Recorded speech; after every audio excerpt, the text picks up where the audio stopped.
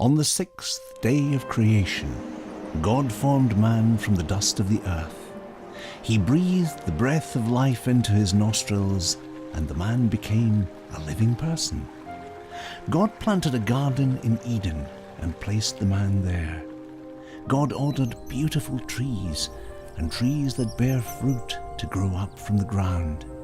In the middle of the garden, he placed the tree of life and the tree of the knowledge of good and evil. He gave instructions to the man to tend to and watch over the garden. God told the man, "You may freely eat the fruit of every tree in the garden, except the tree of the knowledge of good and evil. If you eat the fruit of this tree, you will surely die." Then God said, "It is not good for man to be alone. I will make a helper who is just right for him." God brought all the animals to the man to be named by the man. The man gave names to all the animals, but still there was no helper just right for him. So God caused the man to fall into a deep sleep.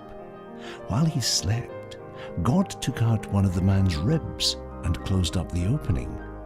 Then he made a woman from the rib, and he brought her to the man. "At last," the man exclaimed, "this one is bone from my bone and flesh from my flesh.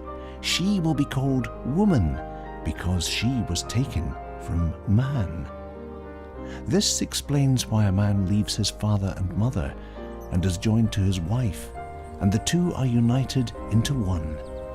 Now the man and his wife were both naked, but they felt no shame. One day, the serpent, the most clever of all the wild animals, asked the woman, "Did God really say you must not eat the fruit from any of the trees in the garden?" "Of course we may," the woman replied. "It's only the fruit from the tree in the middle of the garden that we are not allowed to eat. God said, 'You must not eat it or even touch it. If you do, you will die.'" "You will not die," the serpent exclaimed. "God knows that your eyes will be opened as soon as you eat it, and you will be like God, knowing both good and evil." When the serpent was done speaking, the woman did eat the forbidden fruit and shared it with her husband. At that moment their eyes were opened. They felt shame by their nakedness, so they sewed fig leaves together to cover themselves. That evening they heard God walking about in the garden, so they hid. God called to the man, "Where are you?" The man replied, "I hid from you because I was naked." "Who told you that you were naked?" God asked. "Have you eaten from the tree whose fruit I commanded you not to eat?" The man replied, "The woman gave it to me."